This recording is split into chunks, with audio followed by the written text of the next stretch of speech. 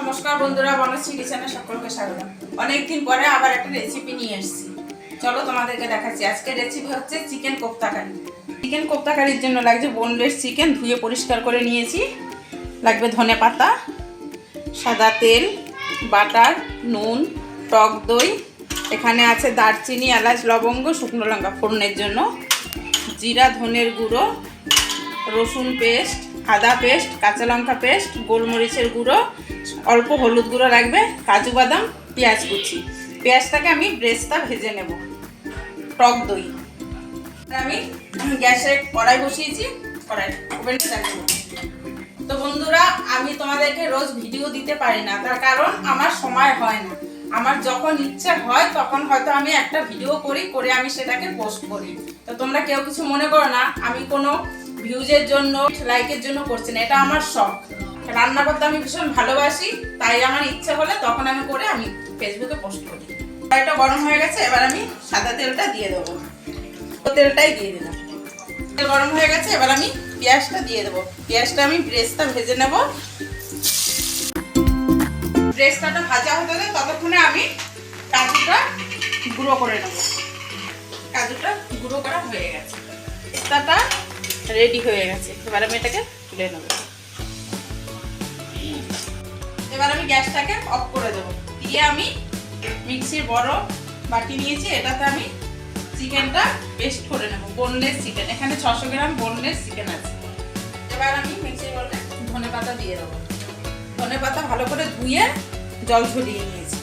এটাতে দিয়ে দেবো রসুন বাটা, 2 চামচে 2 চামচ, 1 চামচ আদা বাটা,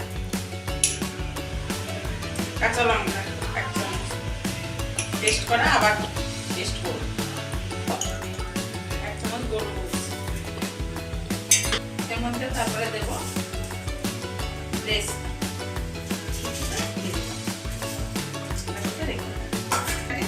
ঘুরিয়ে দেবো। এরকম পেস্ট করে নিয়েছি। এবার এর মধ্যে আমি দিয়ে দেবো চিকেনটা, সামান্য একটু হলুদ গুঁড়ো, জিরা ধনে একসঙ্গে গুঁড়ো করে রাখা 1 চামচ দিয়ে দেবো, পরিমাণ মতন নুন, পরে দিয়ে দেবো একটু বাটার, দিয়ে দেবো 1 চামচ গরম মশলা গুঁড়ো। এবার এটাকে আবার আমি মিক্সিতে ধুয়ে নেব। বন্ধুরা, আমার চিকেনটা পেস্ট হয়ে গেছে, দেখো। তো বন্ধুরা, এবার আমি ছোট একটা একটু কাঁচা পেঁয়াজ অল্প করে পেস্ট করব।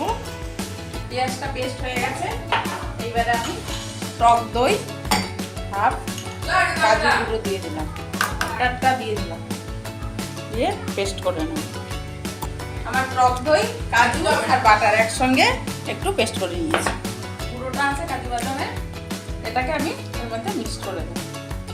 এটাকে মিক্স করে নিয়েছি, এটাকে মিক্স করে নিয়েছি।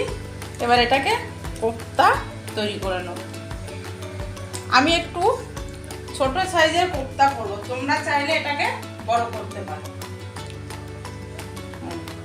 এরকম করে সবগুলোকে বানিয়ে নেব। আমি কোপ্তাগুলো সব বানিয়ে নিয়েছি। এবার আমি গ্যাস অফ করে দিয়েছিলাম, গ্যাসটা জ্বালিয়ে দেবো। তেলটা গরম হলে কোপ্তাগুলো ভেজে নেব।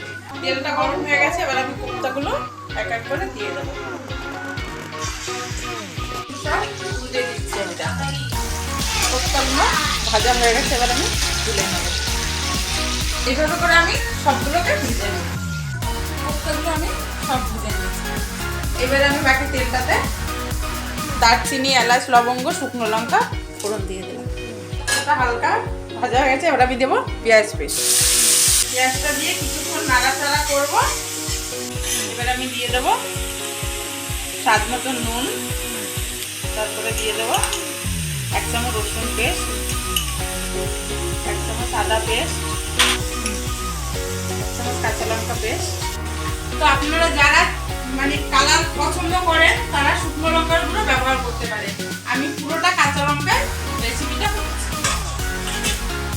এরপরে দিয়ে দেবো 1 চামচ জিরা ধনে গুঁড়ো, এরপরে দিয়ে দেবো 1 চামচ জিরা ধনে গুঁড়ো, সামান্য একটু হলুদ, মিক্স করে দেবো।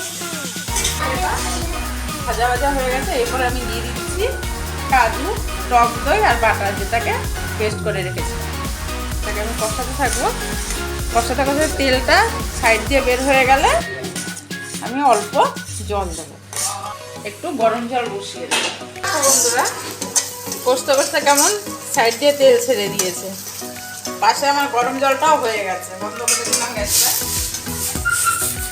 এইবার আমি গরম জলটা দিয়ে দেবো, পুরোটাই দিয়ে দিলাম। এবার আমি একটু চিনি দিয়ে দেবো। এটা 1.5 চামচ চিনি দিয়ে দিলাম। যে যেমন মিষ্টি পছন্দ করে সে যেমনভাবে মিষ্টি দেবে। তারপরে দিয়ে দেবো 1 চামচের থেকে একটু বেশি গরম মশলা গুঁড়ো। এরপরে দিয়ে দেবো ভেজে রাখা চিকেন কোফতা। তারপরে দিয়ে দেবো ফ্রেশটা ভেজে রাখা ছিল, উপর দিয়ে নাড়িয়ে দিয়ে এবার আমি একটু ঢাকা দিয়ে 10 মিনিট রেখে দেবো। ঢাকা দিয়ে গ্যাসটাকে একটু কমিয়ে 10 মিনিট রেখে দেবো। বন্ধুরা আমি আবার খুব শিগগিরই আরেকটা রেসিপি নিয়ে আসবো। বন্ধুরা আমার রেসিপিটা পুরো কমপ্লিট। এবার আমি গ্যাসটা অফ করে দেবো। নামিয়ে নিচ্ছি। আমি একটু গ্রেভি রেখেছি।